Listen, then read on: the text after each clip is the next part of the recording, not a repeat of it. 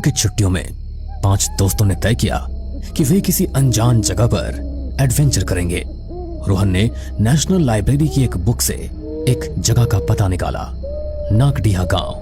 कहते थे ये गांव 30 साल पहले वीरान हो गया था। यहाँ की गलियों में रात को अनजानी परछाइयां घूमती है और हवा में अजीब सी फुसफुसाहटें सुनाई देती है। सुनो, अगर डर लग रहा है तो अभी मना कर दो, वहाँ जाने के बाद रोना नहीं। यार मैं तो मना कर रहा हूँ, पर तुम लोग मानोगे थोड़ी। अरे डरता क्यों है अंकित, चिंता मत कर, भूत भी हमें देख कर डर जाएंगे। जीप से उतरते ही उन्हें अजीब सा सन्नाटा महसूस हुआ। दोपहर का वक्त था, लेकिन पेड़ों की घने झुरमुट के बीच सूरज की किरणें भी घबरा कर छुपती लग रही थी।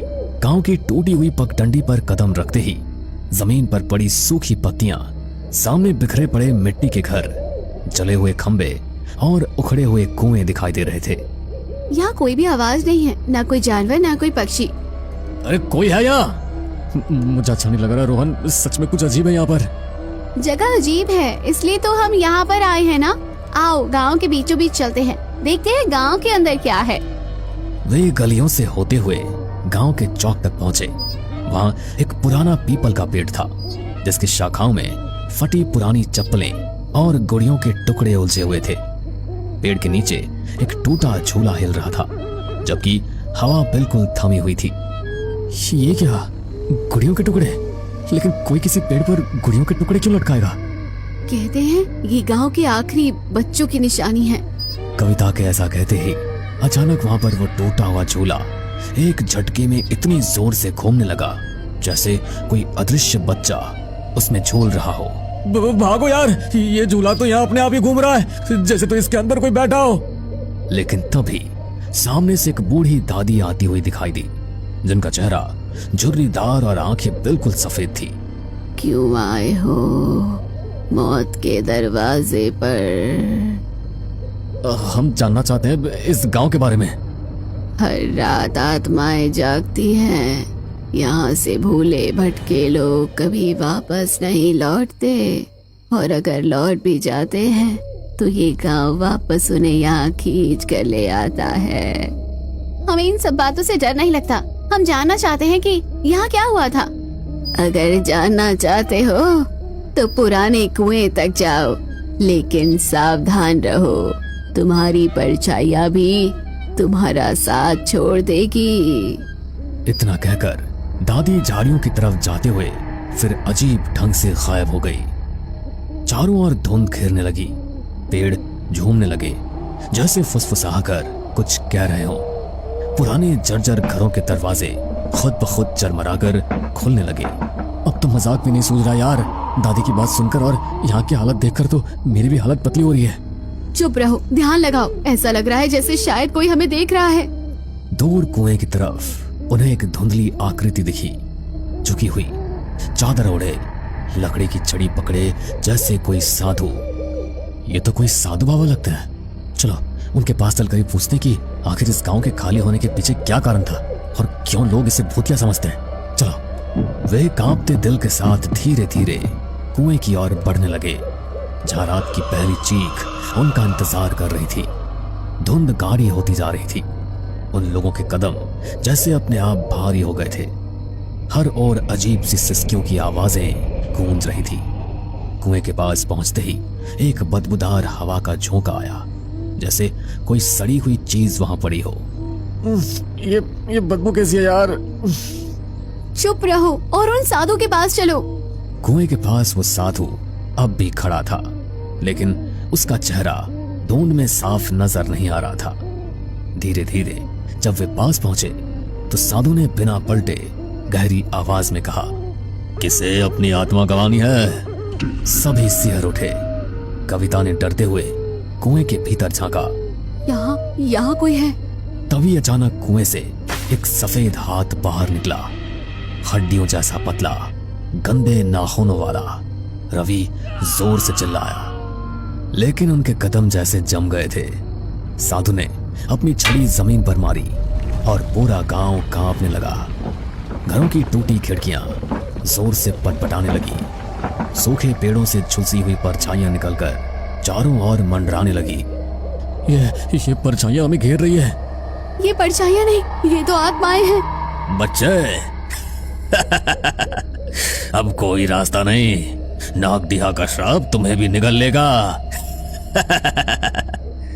एकदम से गांव के पुराने घड़ियाल की आवाज गूंजी, डोंग डोंग डोंग। हर डोंग के साथ एक नई परछाई प्रकट होती, बच्चों की कराहती आवाजें गूंजती और सूखे कुएं से चिल्लाहटें आती। हमें कुछ करना होगा, भागो, वरना यहाँ से जिंदा लौटकर वापस घर नहीं जाएंगे। दादी ने कहा था आत्माएं परछाइयों से बंधी है, अगर हम अपनी परछाई बचा लें तो शायद हम बच सकते हैं। वे एक साथ दौड़ने लगे, लेकिन जैसे जैसे भागते उनके अपने साए उनसे अलग होकर पीछे छूटने लगे। रवि ने पीछे मुड़कर देखा, उसका साया अब अकेला चल रहा था। अरे मेरा साया वो अलग हो गया, मेरी परछाई मेरे साथ नहीं है। तभी अचानक किसी ने रवि का हाथ पकड़ लिया, लेकिन वो कोई इंसान नहीं था। सफेद आंखों वाला बच्चा सड़े हुए चेहरे के साथ उसे खींचने लगा।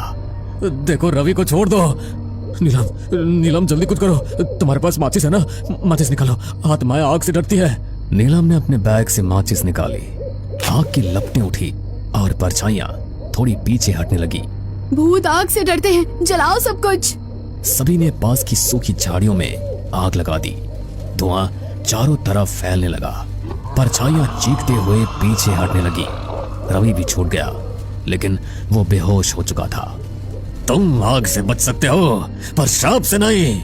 मैं तुम्हें इन बच्चों को नुकसान नहीं पहुंचाने दूंगी। दादी ने त्रिशूल से साधु की ओर इशारा किया। साधु जोर से चिल्लाया और देखते ही देखते धुएं में खुलकर गायब हो गया।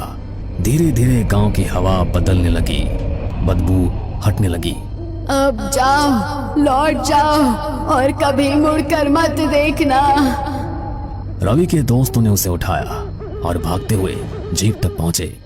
पीछे मुड़कर देखा तो गांव फिर से धुंध में लिपट गया था। उनकी जीप नागदिहा गांव से निकल चुकी थी। रात गहरा गई थी, चांद बादलों के पीछे छुपा हुआ था। रास्ते भर हवा सिसकती रही और जंगल के किनारे कुछ झाड़ियों में हरकत होती रही।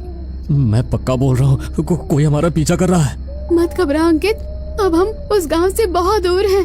लेकिन तभी जीप के बोनेट पर किसी ने जोर से थपथपाया। सबके दिल थक कर गए। ये क्या था? रोहन ने शीशे से बाहर झांका, लेकिन तभी अचानक जीप अंधेरे में कहीं गायब हो गई। लेकिन सब कुछ वहीं खत्म नहीं हुआ। कुछ महीनों बाद उन लोगों की जीप एक सुनसान मैदान में पलटी मिली। सबकी हालत गंभीर थी और अंदर कुछ उकेरे हुए निशान थे, नाखूनों से बने, जिनसे लिखा गया था, हम नागदिहा के हैं। सबको जैसे तैसे उनके घर पहुंचाया गया। उसी के ठीक 3 दिन बाद अंकित के घर से अजीब अजीब चीखों की आवाजें आने लगी। पड़ोसी दौड़े, उन्होंने घर का दरवाजा तोड़ा, लेकिन अंदर जो देखा उससे उनकी आत्मा कांप गई। कमरे की दीवारों पर खून से कुछ चित्र बनाए गए थे, सड़े हुए चेहरों, सूखे हाथों और उल्टे पेड़ों के, और बीच में अंकित खुद छत से उल्टा लटका हुआ, लेकिन चेहरे पर भयानक मुस्कान थी। और कविता, वो अपने घर में आईने के सामने खड़ी थी। आईना धुंधला हो गया था, लेकिन जब धुंध छटी तो उसमें उसकी बजाय काले चिथड़े पहने बच्चों की मंडली दिखी जो उसे खोर रही थी। एक बच्चा फुसफुसाया, अब तुम भी हमारे साथ खेलोगी। और उसी वक्त कविता गायब हो गई। केवल उसका दुपट्टा फर्श पर पड़ा रह गया। अंकित और कविता की हालत जानने के बाद बाकी सब बहुत डर चुके थे, इसलिए नीलम और रवि बचने के लिए एक तांत्रिक के पास